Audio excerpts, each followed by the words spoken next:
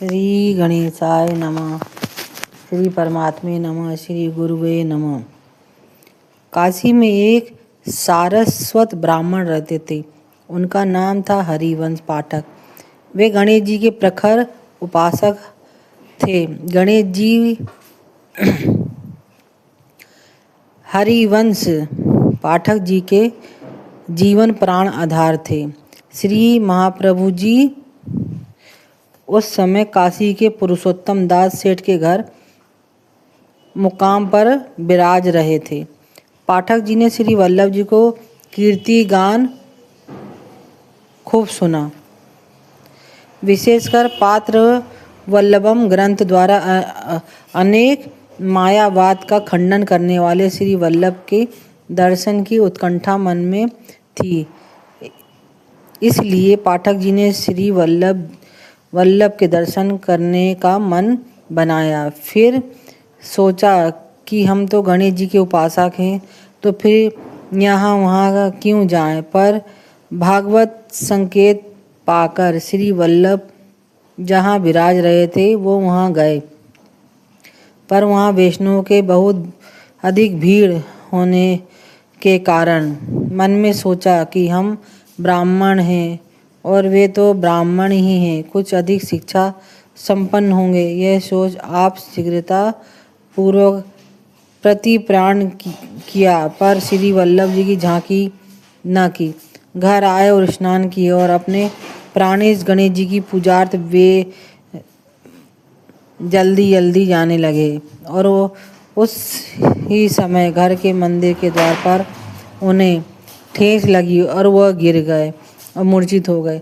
मूर्छा अवस्था में गणेश जी ने दर्शन दिए और आज्ञा करी, अरे मूर्ख, तू वल्लभाचार्य जी को छोड़ यहाँ क्यों आ गया? दंडवत भी नहीं किया। साक्षात भगवान अवतार वे हैं, तूने बड़ी खोटी बात करी। वो तो साक्षात पुरुषोत्तम है। तूने आप श्री का अनादर किया, इसलिए तुझे ठेस लगी और मूर्छित हो गया। पुनः आप श्री के पास जाकर क्षमा मांगे। जब तक तेरा अपराध क्षमा न करेंगे तब तक मेरे पास मत आना। गणेश जी अंतर ध्यान हो गए इस तरह की बात बोलकर। पाठक जी को बहुत पश्चाताप हुआ। श्री वल्लभ के पास जाकर दंडवत करी, क्षमा मांगी, विनती करी, हे कृपानाथ, मैं आपका अपराधी हूँ, मेरे दोष को क्षमा करिए, मुझे अपनी शरण में ले लीजिए। तत्पश्चात श्री वल्लभ ने मंद हास्य करते हुए व्यंग किया, अरे पाठक जी, हम भी तो ब्राह्मण हैं और आप भी ब्राह्मण हैं, फिर आप शरण आने की बात क्यों कर रहे हो? तब पाठक जी बोले, कृपानाथ, गणेश जी ने आपके पूर्ण पुरुषोत्तम स्वरूप का मुझे भान करा दिया है। मुझको अब सनात करो और वैष्णव करो। श्री वल्लभ ने उनकी दीनता देखी, पाठक जी को और समग्र परिवार को नाम निवेदन करा दिया, ताकि पीछे श्री नवनीत प्रिया जी के स्वरूप पंचामृत करा के पधराए।